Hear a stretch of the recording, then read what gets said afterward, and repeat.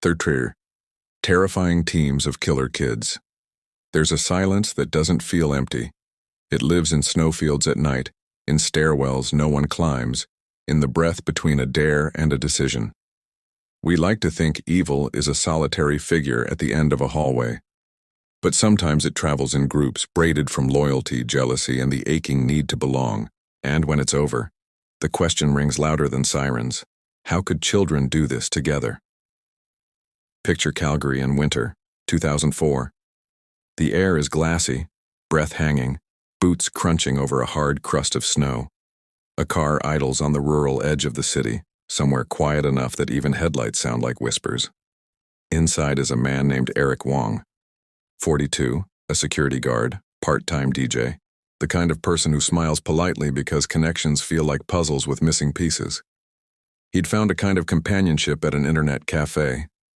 3 boys were always there, 15 and fearless in the way only teenagers can be. He thought he saw the spark of friendship. Then he saw the bank statements. $6,000 gone, forged checks, a betrayal that doesn't just drain your account but drains the soft part of you that hoped. He confronted them. What happened next has never been fully told. Only the outline remains. 4 in a car, a drive out of town, a phone thrown into a snowbank, Eric crying saying he wants to go home, 2 blades glinting in the dark, a body dragged, a field that will never be just a field again. And afterward, in a scene that feels like satire written by grief, the boys call the murder fun. They take friends to see the body like it's a landmark. They buy cologne, clothes, a game console, as if consumer goods can perfume the scent of what they've done. Investigators will find wiretaps and shoe treads and the strange bravado of teenagers typing confessions into the blue light of a screen. In court, 2 are convicted of murder, 1 of manslaughter. Their names stay sealed, the way winter seals the earth. The lesson doesn't need faces, it needs a mirror. If Calgary is winter silence, Chicago in 1994 is a siren. The city was drowning in its deadliest year. But one story carved itself into the nation's memory like a name scratched into a windowsill. A 5-year-old boy named Eric Morse, lured by 2 older kids to a vacant apartment on the 14th floor. He didn't want to steal candy. That was the sin. They dangled him out of a window. His 8-year-old brother grabbed for him, small hands fighting gravity, trying to rewrite physics through love.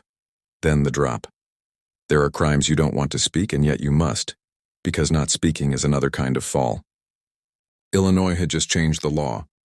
These boys could be incarcerated. They were, and for years they would carry that day like an anchor under their ribs. Reporters would find them later as men, cycling in and out of the same doors, their lives still shaped by the afternoon they tried to shape someone else's. And in the cruelest echo, the brother who tried to save Eric would grow up bent under the weight of that window and commit a murder of his own. 71 years. A number that feels like a hallway that never ends. This isn't an excuse. It's a map of grief, the way it spreads through streets and generations when it's left to navigate itself. What turns a dare into a death sentence? What turns a group into a weapon? Part of the answer is simple. Opportunity. An empty apartment with a broken lock. A rural road without cameras. A night made of hours no adult can see. But that's only the surface. The deeper answer lives in the way power feels when you don't have any. How belonging can be bought with one unforgivable act. How telling a story to your friends can become a promise you're too afraid not to keep. People with clipboards will call it contagion, diffusion, de-individuation. That's clinical vocabulary for something brutally human. Together we can become worse than we are alone, especially when the only approval we need is sitting next to us, smirking, daring us to be the person we pretended to be. Then there are the crimes that burn out of jealousy, where the knife is symbol and weapon at once. Indiana, 1992. The victim is 12-year-old Shanda Sharer. The girls are teenagers 15 to 17 caught in a thicket of crushes and rivalries and a ferocious form of loyalty that looks like love until it looks like murder. They show up as messengers from someone she cares about. They smile. She hesitates.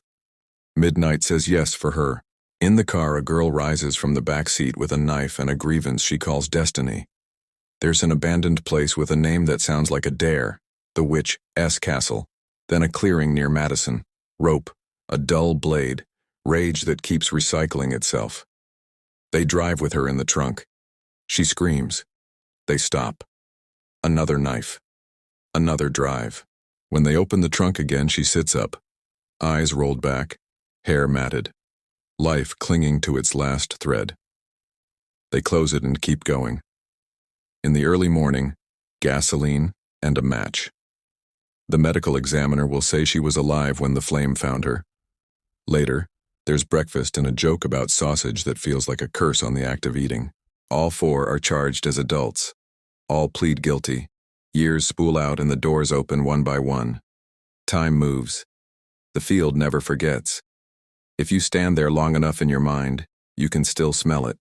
You can hear a watch playing a tune no one will ever dance to again. Whenever these cases appear, the chorus rises. Where were the parents? The schools? The city? The state? The answers come in layers, like peeling wallpaper in a building waiting to be condemned. In Chicago, a housing complex that turned vacancy into invitation. In Indiana, cross-currents of family, new schools, a relationship that frightened the right people at the right time, and still it wasn't enough. In Calgary, the invisible thread between a lonely adult and teenagers hungry for initiation. Context isn't exoneration. It's the root system under a poisonous flower. Still, there's a harder truth, the one with no theory to cushion it.